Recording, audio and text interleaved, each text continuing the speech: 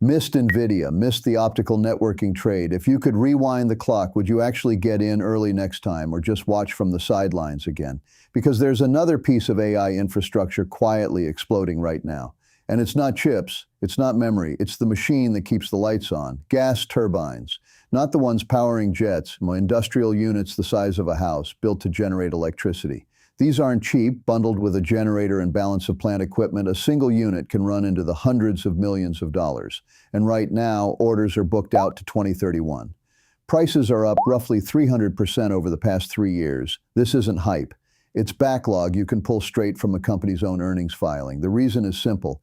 AI is running out of electricity. Amazon, Google, Meta, and Microsoft are building AI data centers faster than the power grid can keep up. Expanding the grid the traditional way takes 5 to 10 years. A gas turbine can be up and generating power in 12 to 18 months. So the hyperscalers are increasingly just building their own gas-fired power plants. And the turbine is the heart of that plant. Microsoft and Chevron are jointly developing a Texas project expected to deliver roughly 2.7 gigawatts of power using GE turbines, enough to run a mid-sized city dedicated to AI data centers. If this pattern feels familiar, it should. 2023, Nvidia GPUs go into shortage, the stock goes vertical. Later, HBM memory gets tight, and SK Hynix's earnings multiply many times over. Same script, different chapter, supply can't keep up, prices spike, and the companies making the bottleneck product win big. That playbook has now landed on gas turbines. Is this demand peaking?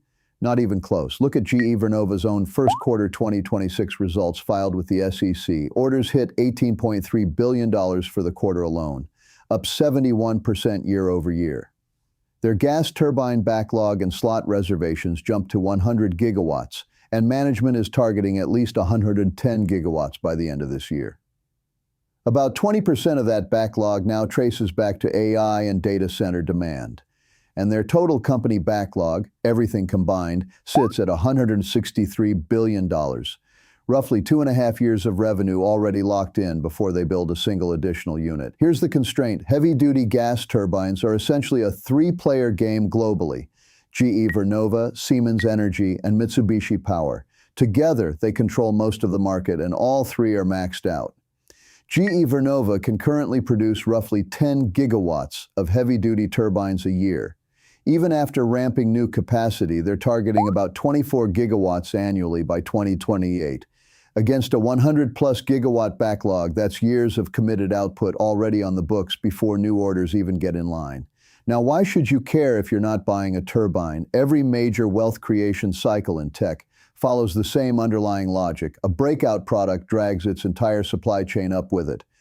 The iPhone lifted an entire ecosystem of component makers. Tesla's EV boom did the same for battery and material suppliers. The generative AI wave sent chip makers like Nvidia and memory suppliers like SK Hynix up 10x, even 100x. The pattern repeats because it's structural, not a coincidence. Here's the part that makes this cycle a little different. When 3 companies can't fill every order themselves, that demand doesn't just disappear. It spills over to everyone else in the supply chain who can build components, castings, blades, switchgear, and balance of plant equipment. North American suppliers, equipment makers, and specialty manufacturers feeding into this ecosystem are seeing real contracted order books stretch out years, not quarters. This isn't a story about potential anymore. It's backlog with delivery dates already attached. One more thing worth noting, gas turbines as a sector tend to be less volatile than memory chips or cutting-edge semiconductors. But the underlying logic is identical to the GPU and memory story. Orders surge, supply can't keep pace, prices rise, and earnings follow. So how should an ordinary investor actually approach this? I wouldn't chase individual small-cap names off a headline or a short-form video calling something the next turbine breakout stock. A steadier approach. Look at diversified industrial or advanced manufacturing ETFs with real exposure to this theme. If you do want individual names, watch one specific number in their quarterly filings. Actual signed turbine-related orders, not vague language about actively positioning in the space. If a company hasn't disclosed a real number, treat it as speculation until they do, and set expectations correctly. This is a multi-year structural story, not a 3-month trade.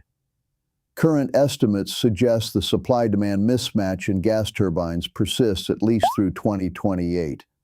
Orders stretching to 2031 doesn't mean prices move in a straight line. Expect real volatility in the near term before any sustained re-rating. If you can't hold through that kind of noise, this isn't the trade for you. Even inside the chip world, leaders are starting to say the quiet part out loud.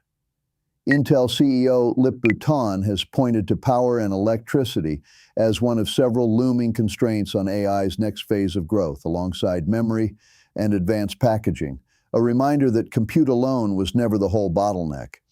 Right now, hyperscalers are putting real money behind orders that won't even be delivered until after 2030. That's not speculation, that's the industry prepaying for a power shortage it already knows is coming. Looking back at every major tech wave, the biggest winners are rarely the ones charging the front line. They're the ones quietly supplying the picks, shovels, and power behind the scenes. If you're getting a second shot at one of these cycles, it might be worth actually leaning in this time instead of watching from the sidelines again. I'm Kyle. I'll see you in the next one.